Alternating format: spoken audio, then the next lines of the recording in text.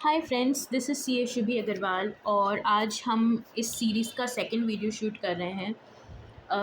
Companies act 2013 we are reading the sections which are given in the companies act. तो कल हमने section 6 तक cover किया था और आज हम section 7 that is incorporation of a company cover करेंगे और formation of companies with charitable objects. ये दो टॉपिक्स आज हम इसमें कवर करेंगे इस वीडियो में। एज़ मैंने पहले भी बताया था, मेरा मोटिव आपको चीज़ों को as it is spoon feed करके बताना नहीं है। मेरा मोटिव ये है कि आप लॉ को समझें, पढ़ें और ख़ुद उसको इंटरप्रेट करें।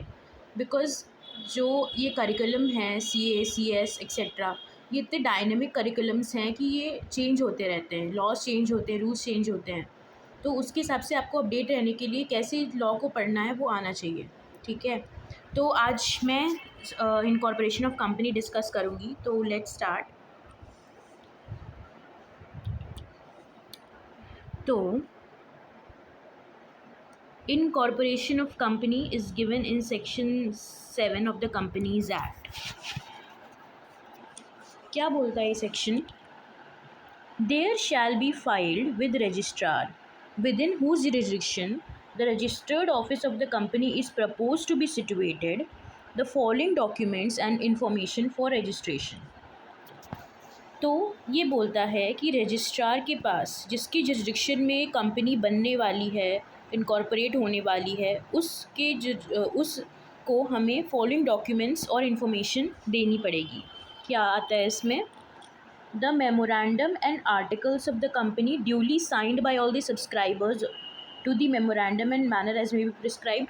अब memorandum and articles हमने पिछले वीडियो में कवर किया था, तो ये बोल रहा है कि हमें memorandum and articles देने पड़ेंगे duly signed by all the subscribers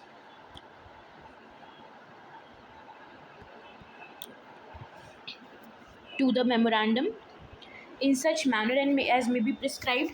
अब ये जहाँ पे भी लिखा रहता है in such manner as may be prescribe, इसका मतलब इसका एक प्रिस्क्राइब मैनर दिया हुआ है जो कि रूल्स में मेंशन्ड है, तो वो आपको रूल्स के थ्रू देखना पड़ेगा। As I have already discussed, अभी मैं सिर्फ एक्ट पे फोकस कर रही हूँ। रूल्स आप नॉर्मल खुद से भी रीड करोगे तो बेटर रहेगा, बिकॉज मेरे बोलने से वो कोई फ़र्क नहीं पड़ेगा। अगर आप खुद से रीड करोगे तो चीज़ें ज़्यादा क्लियरली समझ आएंगी, ठीक है। आगे बढ़ते हैं। मेमोरेंडम एंड आर्टिकल्स हो गया। दूसरा है अ डिक्लेरेशन।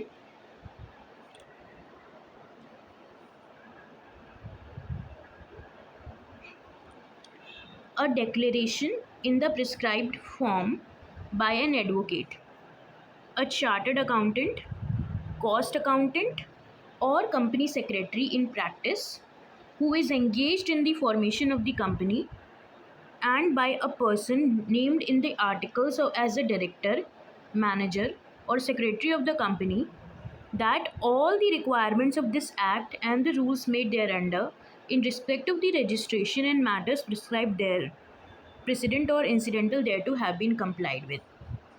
सेकेंड चीज़ क्या चाहिए? सेकेंड चीज़ हमें चाहिए अ डिक्लेरेशन, जो हमें रजिस्ट्रार को सबमिट करनी है इन द प्रिस्क्राइब्ड फॉर्म। अब ये प्रिस्क्राइब फॉर्म रूल्स में मिलेगा आपको। प्रिस्क्राइब फॉर्म जो कि दिया होता है कंपनी के रूल्स में, आप देखोगे तो प्रिस्क्राइब फॉर्म एक प्रॉपर फॉर्मेट या डिक्लेरेशन का दिया रहता है। तो अब उसमें से वो डिक्लेरेशन जो कि एक एडवोकेट या फिर चार्टर्ड अकाउंटेंट या फिर कॉस्ट अकाउंटेंट या फिर company secretary in practice who is engaged in the formation of the company, उसका डिक्लेरेशन और किसका डिक्लेरेशन चाहिए? इन चारों में से किसी एक का, या फिर और उसके अलावा किसका चाहिए? A person named in the articles as director, manager, secretary of the company.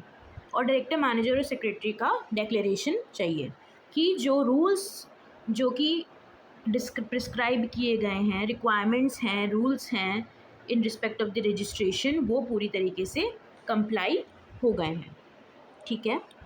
अगली चीज़ जो हमें देनी है इन the matter of incorporation, a declaration from each of the subscribers to the memorandum and from persons named as first directors, if any, in the articles, that he is not convicted of any offence in connection with the promotion, formation, or management of any company, or that he has not been found guilty of any fraud or misfeasance or any of the breach of duty to any company under this act or any previous company law during the preceding 5 years, and that all the documents filed with the registrar for registration of the company contain information that is correct and complete and true to the best of the knowledge.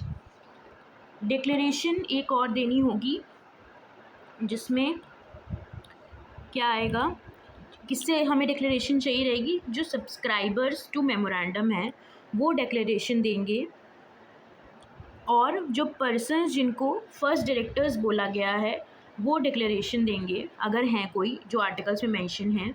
किस बात की declaration होगी, that he is not convicted of any offence in connection with the promotion, formation और management of any company. ठीक है, कोई भी offence उसने नहीं किया है इन connection with the formation, promotion, management of the company. और किस बात का डिक्लेरेशन दिया जाएगा, that he is not found guilty of any fraud or मिसफिसेंस और any breach of duty to any company under this act or any previous company law during the preceding 5 years, and that all the documents filed with the registrar for registration of the company contain information। ठीक है, तो ये हो गया कि इसका declaration कि वो उसने कोई ऑफेंस नहीं किया in connection with the promotion, formation and management. दूसरा, he has not been found guilty of any fraud or misfeasance or any breach of duty to the company under this act or any previous company law during the preceding 5 years। 5 साल preceding 5 years में उसने कोई भी fraud नहीं किया है, और जो डॉक्यूमेंट्स वो फाइल कर रहा है रजिस्ट्रार में for registration, that is correct and complete and true to the best of the knowledge. और जो डॉक्यूमेंट्स वो फाइल कर रहा है that is correct and complete and true to the best of his knowledge. अगली चीज़ क्या आएगी, जो हमें देनी, जो कंपनी को देनी है इनकॉर्पोरेशन के टाइम पे, the address for correspondence till it's registered office is establish. जब तक रजिस्टर्ड ऑफिस इस्टेब्लिश नहीं होता है तब तक जो भी मेल्स वगैरह हैं, जो भी चीज़ें हैं पोस्ट से, वो कहाँ जाएंगी, कॉरेस्पॉन्डेंस कहाँ होगा, वो एड्रेस देना है। The particulars of the name including surname or family name, residential address, nationality and such other particulars of every subscribers to the memorandum, along with the proof of identity as may be prescribed, and in case of the subscribers being a body corporate, such particulars as may be prescribed। ठीक है, जहाँ पे भी as may be prescribed है तो उसके regarding एक पूरा रूल्स हैं जो कंपनी लॉ में दिए गए हैं, वो आपको रेफ़र करने पड़ेंगे। ठीक है, तो दी particulars of name, नाम, surname, family name, residential address, nationality, such other particulars, किसके, of every subscribers to the memorandum, सारे सब्सक्राइबर्स के, along with the proof of identity, एक प्रूफ ऑफ आइडेंटिटी जो कि प्रिस्क्राइब किया हुआ है। प्रूफ ऑफ आइडेंटिटी क्या है, वो प्रिस्क्राइब्ड है रूल्स में।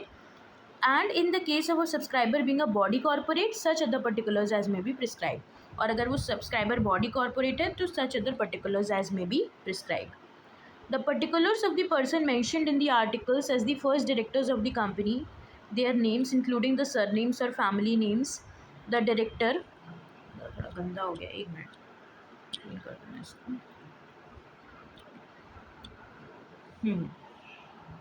ये ले लेते हैं। तो बोलता है the particulars of the persons mentioned in the articles as the first directors of the company, their names including their surnames, family names, director identification number, residential address, nationality, such other particulars, proof of identity as may be prescribed। तो ये सब चीज़ें हैं जो बोली जाती हैं कि फॉर्मेशन के टाइम रजिस्ट्रार को इन्फॉर्मेशन होनी चाहिए, तो ये सब चीज़ें हम देते हैं। और क्या चीज़ें चाहिए होती हैं, the particulars of interest of the persons mentioned in the articles as the first directors of the company in other firms or body corporate along with their consent to act as directors of the company such firm and as may prescribe. तो जो भी उनका interest है in other firms body corporate उसके बारे में details देनी होती हैं और एक कंसेंट देना होता है कि वो एज अ डायरेक्टर इस कंपनी में एक्ट करेंगे। ठीक है, अब इतनी सारी चीज़ें हमें देनी होती हैं।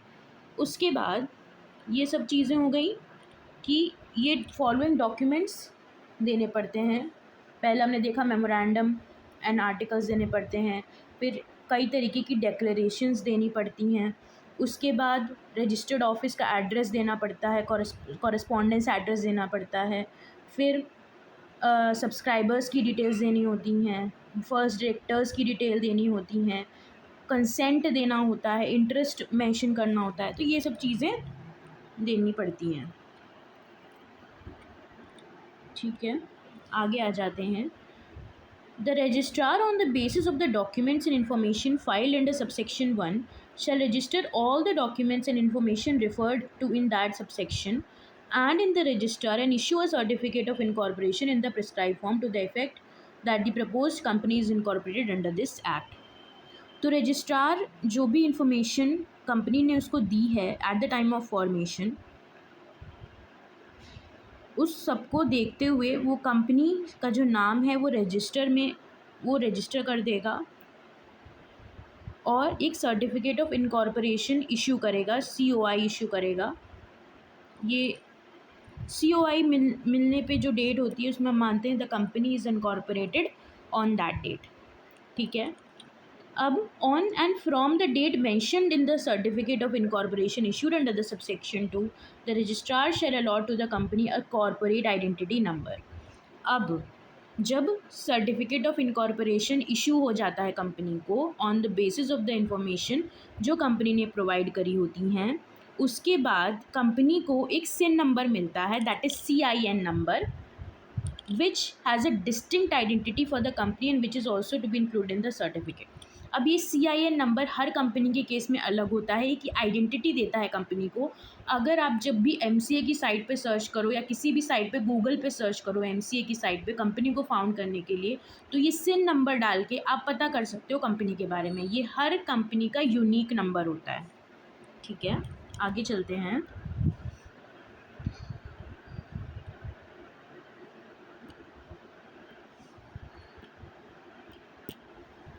The company shall maintain and preserve at its registered office copies of all the documents and information as originally filed under subsection 1 till its dissolution under this act. तो जो कंपनी है वो अपने रजिस्टर्ड ऑफिस पे जो भी documents उसने file किए थे ओरिजिनल डॉक्यूमेंट्स वो सब कुछ रखेगी till the dissolution of the act. जब तक ये एक्ट है तब तक उसको सब कुछ रखना पड़ेगा। ठीक है, आगे if any person furnishes any false or incorrect particulars of any information or suppresses any material information of which he is aware in any documents filed with the registrar in relation to the registration of the company, he shall be liable for action under section 447. Now this is a very important penal section. तो इसमें क्या होता है, अब ये बोल रहा है कि अगर किसी पर्सन ने कुछ भी फॉल्स इन्फॉर्मेशन दी है, कुछ भी इनकरेक्ट इन्फॉर्मेशन दी है या कुछ ऐसी मटेरियल इन्फॉर्मेशन है जो उसने छुपाई है और वो उसके बारे में उसको जानकारी है तब भी उसने रजिस्ट्रार को वो गलत इन्फॉर्मेशन दी है, then he shall be liable under section 447। ठीक है, आगे without prejudice to the provisions of subsection 5 where at any time after the incorporation of a company it is proof that the company has been got incorporated by furnishing any false or incorrect information or representation or by suppressing any material fact or information in any of the documents or declaration filed or made for incorporating such company or by any fraudulent action, the promoters, the person named in the first directors of the company and the persons making declaration under clause sub B of subsection 1 each shall be liable under section 447. अब section 5 जो है वो है, लेकिन अगर incorporation के बाद ये प्रूव हो जाता है कि जो कंपनी है वो बनी है by providing any false information, incorrect information और सप्रेसिंग एनी मटेरियल फैक्ट, और कोई फ्रॉडुलेंट एक्शन के कारण ऐसा हुआ है तो the promoters are the persons who promote the company. The first promoter जो फॉर्मेशन में इन्वॉल्व होते हैं, जो तो प्रमोटर्स हैं, जो first directors of the company हैं और जिन्होंने कंसेंट दिया है, अपना डिक्लेरेशन दिया है, जो डिक्लेरेशन में किया है, वो सारे पर्सन भी लाइबल हो जाएंगे अंडर सेक्शन 447। आगे चलते हैं। Without prejudice to the provisions of subsection 6, where a company has been got incorporated by furnishing any false or incorrect information or representation or by suppressing any material fact or information in any documents or declaration filed or made for incorporating such company or by any fraudulent action, the tribunal may on application made to it on being satisfied that the situation so warrants। अब section 6 में जो अभी जो सब point 6 में जो था वो तो था ही, उसके अलावा और भी चीज़ें हैं जो कि हो सकती हैं इन केस जो कंपनी है वो फ्रॉडुलेंट तरीके से बनाई गई है या कुछ ऐसी फॉल्स इन्फॉर्मेशन दी गई है या कोई ऐसा मटेरियल फैक्ट सप्रेस किया गया है। क्या हो सकता है? ट्राइब्यूनल अगर उसको एप्लीकेशन इस पर कोई करता है तो क्या क्या कर सकता है? Pass such orders as it may think fit for regulation of management of the company including changes if any in its memorandum and articles in public interest or in the interest of the company and its members and creditors.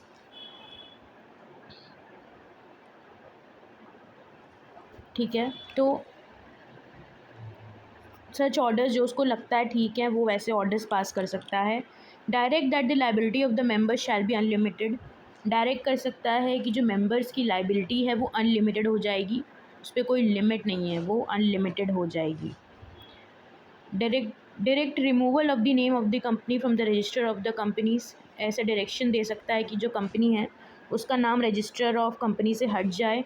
Pass an order for the winding up of the company, एक order pass कर दिया जिससे company wind up हो जाए। Wind up मतलब बंद होना, company ख़त्म हो गई है।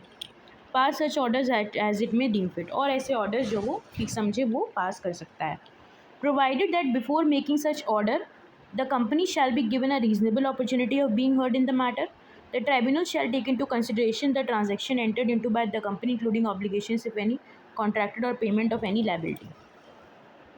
लेकिन ये जो ऑर्डर्स जो हमने भी चारों पढ़े जो ट्राइब्यूनल एक्शन ले सकता है, इसके पहले वो एक कंपनी को रीज़नेबल अपॉर्चुनिटी देगा सुनने के लिए, मतलब वो उसकी चीज़ें सुनेगा कि इसने ऐसा क्यों किया, और जो भी ट्रांजैक्शंस उसने किए हैं कंपनी ने इंक्लूडिंग ऑब्लिगेशंस उनको सबको वो मद्देनज़र रख के अपने डिसीजंस लेगा। तो ये हमने देखा फॉर्मेशन का पूरा, इनकॉर्पोरेशन का। हमने देखा कि हमें इनकॉर्पोरेशन के लिए रजिस्ट्रार को कुछ डॉक्यूमेंट्स कंपनी को सबमिट करने पड़ते हैं और रजिस्ट्रार उन डॉक्यूमेंट्स के बेसिस पे कंपनी को रजिस्टर कर देता है in the register of companies. उसके बाद एक सर्टिफिकेट ऑफ इनकॉर्पोरेशन इशू करता है, एक सिन नंबर देता है कंपनी को। फिर हमने देखा कि फ्रॉडुलेंट मीन से अगर कंपनी सेटअप हो गई हो तो उसके लिए पेनल्टी है अंडर सेक्शन 447। उसके अलावा ट्राइब्यूनल अगर उसको कोई एप्लीकेशन उस पर ट्राइब्यूनल पे कोई एप्लीकेशन करता है तो उसके रिगार्डिंग ट्राइब्यूनल के पास पावर्स हैं कि वो अलग अलग टाइप के डिसीजंस दे सकता है, प्रोवाइडेड कि ट्राइब्यूनल पहले सुने कि कंपनी का उसके ऊपर क्या कहना है, और दूसरा जो भी ट्राइब्यूनल है वो जो भी ट्रांजैक्शंस कंपनी ऑलरेडी अंडरटेक कर चुकी है उसको भी मद्देनज़र रखते हुए वो सारी चीज़ें करता है। तो ये हमारा हो गया फॉर्मेशन का section, that is section 7 incorporation of the company. I highly recommend कि इसके इंक्लूडिंग जो इसके रूल्स हैं वो भी आप देखो, बिकॉज इनकॉर्पोरेशन में रूल्स इम्पॉर्टेंट हैं। चीज़ें अगर एज आप CS हो या CA हो और आप कंपनी इनकॉर्पोरेट कर रहे हो तो आपको रूल्स आने चाहिए कि कैसे हम एक्चुअली प्रैक्टिकल कौन से फॉर्म्स भरेंगे, क्या क्या फॉर्म्स भरने होते हैं जिससे कंपनी इनकॉर्पोरेट हो, तो वो आपको रूल से पता चलेगा। ठीक है। अगला आते हैं टॉपिक पे, formation of companies with charitable objects, section 8 companies. ठीक है, तो स्टार्ट करते हैं। Where it is proved to the satisfaction of the central government that a person or an association of persons proposed to be registered under this act as a limited company has its object of promotion of commerce, art, science, sports, education, research, social welfare, religion, charity, protection of environment, or any other such object, intends to apply its profit, if any, or any other income in promoting its object, and intends to prohibit the payment of any dividend to its member, the central government may, by license issued under this manner and may be prescribed, and on such condition as it may deem fit, allow that persons or association of persons to be registered as a limited company under this section without addition to its name of the word limited, or as the case may be the words private limited, and thereupon the registrar shall on application in the prescribed form register such person or persons as a company under this section। ठीक है, तो ये section क्या बोलता है, अगर central government को ये प्रूव कर दिया जाता है कि एक पर्सन, एसोसिएशन ऑफ पर्सन्स, उनको रजिस्टर करना है as a limited company under this act, तो उनके ऑब्जेक्ट्स क्या हैं। अगर वो उस कंपनी का ऑब्जेक्ट है प्रमोशन ऑफ, अगर उस कंपनी का ऑब्जेक्ट है promotion of commerce, art, science, sports, education, research, social welfare, religion, charity, protection of environment, और एनी सच अदर ऑब्जेक्ट, और ये जो प्रॉफिट्स है वो अप्लाई करेगी in the promotion of its object, or intends to prohibit the payment of any dividend to the members, और कोई भी डिविडेंड पे अपने मेंबर को पे नहीं करेगी, तो वो सेक्शन 8 कंपनी में रजिस्टर हो सकती है, और उसको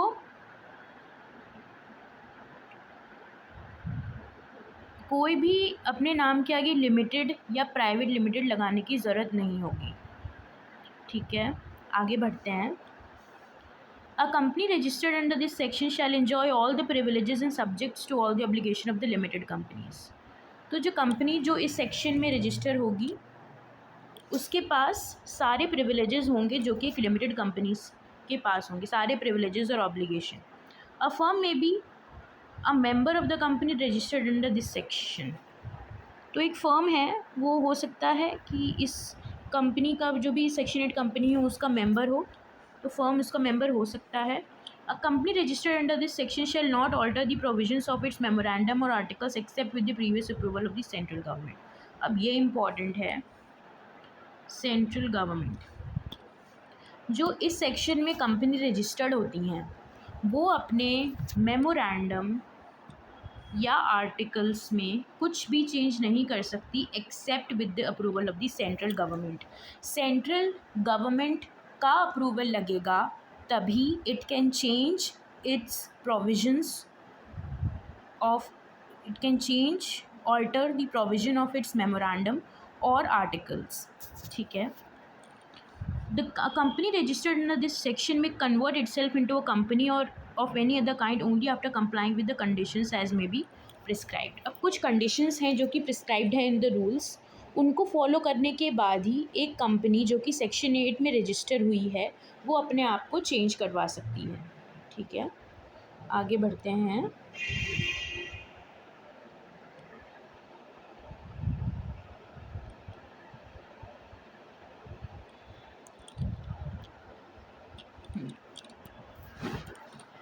Where it is proved to the satisfaction of the central government that a limited company registered under this act or under any previous company law has been formed with any of the objects specified in clause A of subsection 1 and with the restrictions and prohibitions as mentioned respectively in clauses B and C of that subsection, it may by license allow the company to be registered under this section subject to the condition as the central government deems fit and to change its name by omitting the word limited or as may be the words private limited from its name, and thereupon registrar shall on application in prescribed form register such company under this section and all the provisions of this section may apply to the company. ये वही चीज़ है जो repeat करी इन्होंने।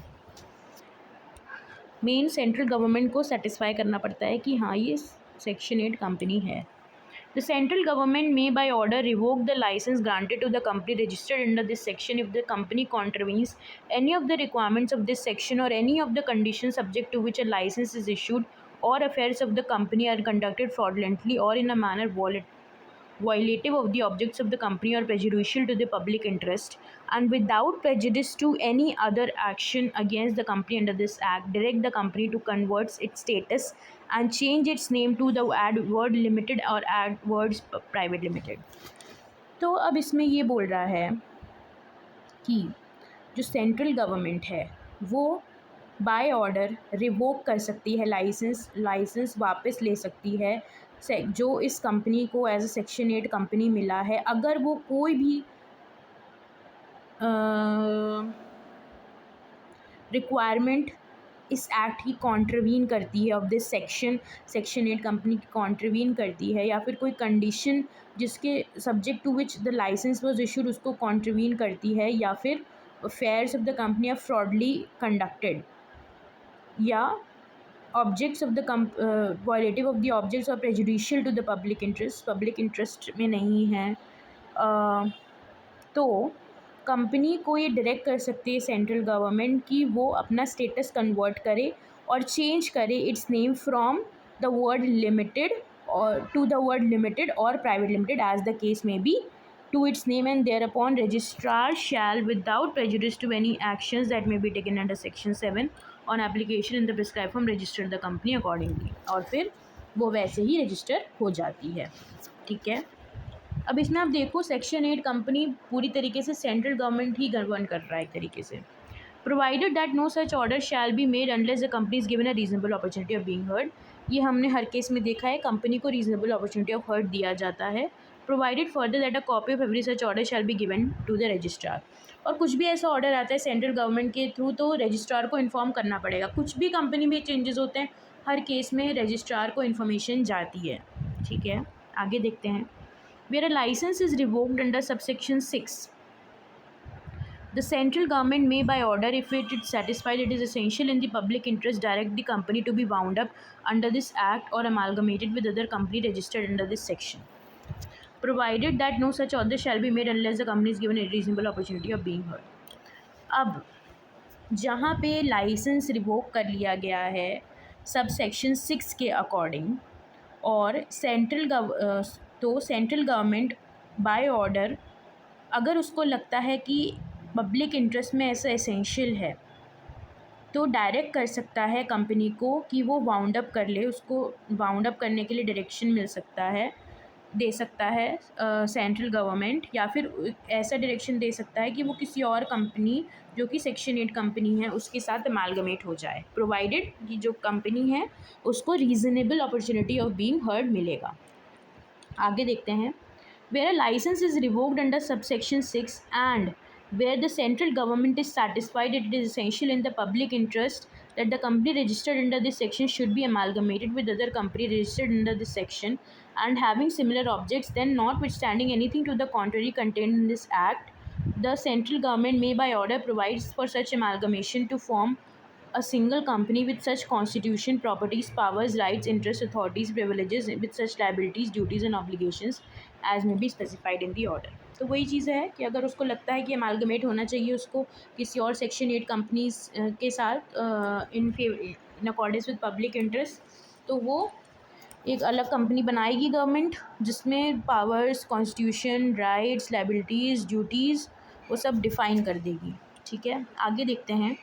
If on winding up or dissolution of a company registered under this section there remains after the satisfaction of the debts and liabilities any asset which may be transferred to another company registered under this section or and having similar objects subject to the conditions as tribunal may impose or may be sold or proceeds thereof credited to the insolvency and bankruptcy fund formed under section 224 of the Insolvency and Bankruptcy Code 2016। अब आगे क्या बोला गया है इसमें ये बोला गया है कि अगर ये सेक्शन 8 कंपनी का वाइंडिंग अप हो रहा है या डिसोल्यूशन हो रहा है, ठीक है, और सारी डेट्स और लायबिलिटीज़ सेटिस्फाई हो चुकी हैं,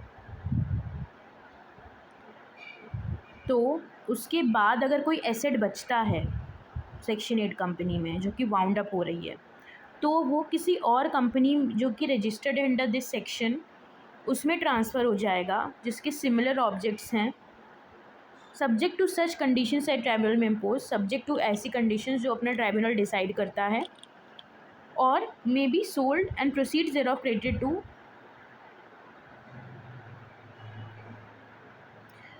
या तो उसमें ट्रांसफ़र हो जाएगा किसी और सेक्शन 8 कंपनी में, या फिर उसको बेच दिया जाएगा, और उसकी जो प्रोसीड्स हैं बेचने के बाद जो मिलती हैं वो इंसॉल्वेंसी एंड बैंक्रप्सी फंड जो कि सेक्शन 224 में according to the insolvency and bankruptcy code बना होता है उसमें ट्रांसफ़र हो जाएगा। Company registered under this section shall amalgamate only with another company registered under this section and having similar objects.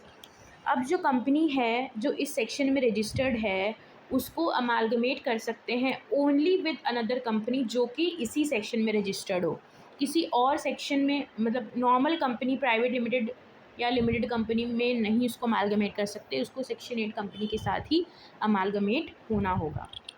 अब if a company makes any default in complying with any of the requirements laid down in the section, the company shall, without prejudice to any other actions under the provisions of this section, be punishable with a fine which shall not be less than 10 lakh rupees, but which may extend to 1 crore, and the directors and every officer of the company who is in default shall be punishable with a fine which shall not be less than 25,000 rupees, but which may extend to 25 lakh rupees. अभी penalty दी गई है कि अगर कोई company है, अगर वो कोई डिफ़ॉल्ट करती है इस सेक्शन के रिक्वायरमेंट को फुलफ़िल करने में, तो it shall be punishable with a fine जो कि will not be less then 10 lakh rupees, जो कि एक्सटेंड हो सकता है टू 1 करोड़ रुपीज़, और जो directors and every officer of the company जो कि डिफ़ॉल्ट में है उन वो पनिशेबल हो सकते हैं to a fine which shall not be less than 25,000 rupees, लेकिन जो 25 लाख रुपीज़ तक हो सकता है। अब आप देख सकते हो पेनल्टी कितनी हैवी होती है कंपनीज एक्ट में,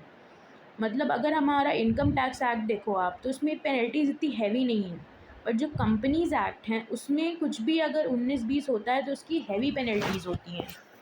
So it has to be adhered,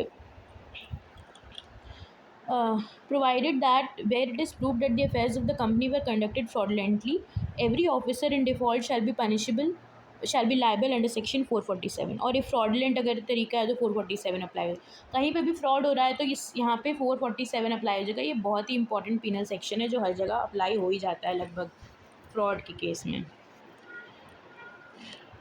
तो ये हमारे 2 टॉपिक्स ख़त्म हो गए हैं। एक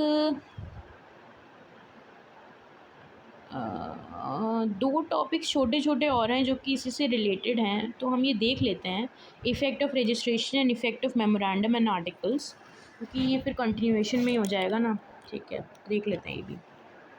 Effect of registration. From the date of incorporation mentioned in the certificate of incorporation, such subscribers to the memorandums and all the persons as may from time to time become the member of the company shall be a body corporated by the name contained in the memorandum, capable of exercising all the functions of an incorporated company under this act, and have perpetual succession with the powers to acquire, hold, dispose of property, both movable and immovable, tangible, intangible, to contract, to sue or be sued by the said name. अब ये बोलता है registration का effect बता रहा है, इसका importance क्या है। जिस दिन से कंपनी का इनकॉर्पोरेशन होता है, जिस दिन से उसका सर्टिफिकेट ऑफ इनकॉर्पोरेशन बनता है, और जो डेट मेंशन होती है सर्टिफिकेट ऑफ इनकॉर्पोरेशन में,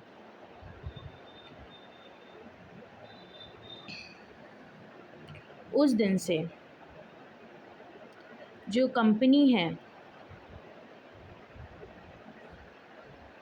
it is capable of exercising all the functions of an incorporated company under this act, per having a perpetual succession और power to acquire, hold, dispose of the property, अपने नाम पे power है उसके पास, to acquire, hold, dispose of the property, both movable and immovable, tangible and intangible, and to contract and to sued by the said name. अपने नाम पे, वो अपने इंडिपेंडेंट नाम पे कंपनी कुछ भी ये सब चीज़ें कर सकती है। तो ये होता है इफ़ेक्ट ऑफ रजिस्ट्रेशन। अब आगे आ जाते हैं effect of memorandum and articles. Subject to the provisions of this Act, the memorandum and articles shall, when registered, bind the company and the members thereof to the same extent as they respectively had been signed by the company, as if they respectively had been signed by the company, and by each member contained covenants on its and his part to observe all the provisions of the memorandum and of the articles.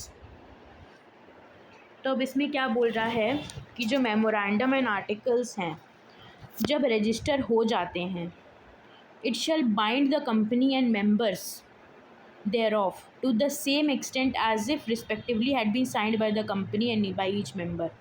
तो वो bind कर लेता है company को, member को, जो भी उसमें लिखा होता है उससे, और सारे प्रोविजंस जो कि मेमोरेंडम एंड आर्टिकल्स में लिखे हैं वो मानने पड़ते हैं कंपनी को भी और मेंबर्स को भी। All the monies payable by any member of the to the company under the memorandum on articles shall be debt due from him to the company. कुछ भी मनी जो कि पेबल है by any member to the company shall be debt due to him from a company. तो कुछ भी अगर पैसा किसी मेंबर ने दिया है कंपनी को तो वो एक डेट टाइप का है जो कंपनी ने उस मेंबर से लिया है। ठीक है, तो ये हो गया इफेक्ट ऑफ रजिस्ट्रेशन, ये हो गया effect of memorandum and articles. तो आज हम अपना यहीं पे स्टॉप करते हैं ये वीडियो। आई होप इस वीडियो से आपको कुछ हेल्प मिली होगी और आगे हम इसको कंटिन्यू करेंगे। अगर किसी और चीज़ में अगर आपको मेरी आप चाहते हो मैं वीडियो बनाऊं तो आप मुझे प्लीज़ बताना। आई होप आपको ये incorporation of the company section 7 और section 8 formation of companies with charitable object समझ में आया होगा। आई हाईली रिकमेंड कि इसके साथ आप रूल्स भी पढ़ो, बिकॉज रूल्स में प्रॉपर्टी प्रोसीजर्स डिफाइंड हैं, फॉर्म्स गिवन हैं जो कोई आपको भरने हैं, जिसके अकॉर्डिंग जब वो फॉर्म्स एमसीए पे जाते हैं उसी से रजिस्ट्रार को इन्फॉर्मेशन मिलती है कि कंपनी में क्या हो रहा है। सेपरेट फॉर्म्स होते हैं फॉर्मेशन के, रजिस्ट्रेशन के, तो वो जब रिक्वायरमेंट्स कंप्लाई होती हैं तभी एक कंपनी इनकॉर्पोरेट होती है, वेदर इट इज़ सेक्शन 8 और नॉट। तो वो आप देख सकते हो। Thank you so much for being connected and watching this video and I hope you like it. Please do subscribe to my channel and like this video. Thank you so much for watching.